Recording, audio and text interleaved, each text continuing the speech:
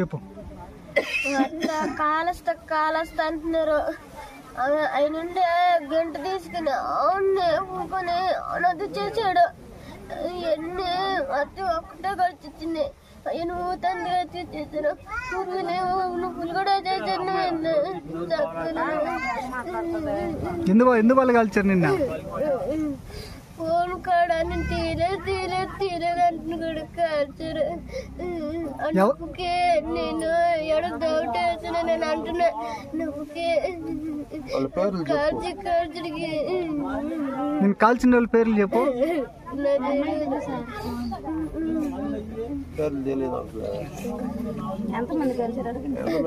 ఎంతమంది కాల్చారా?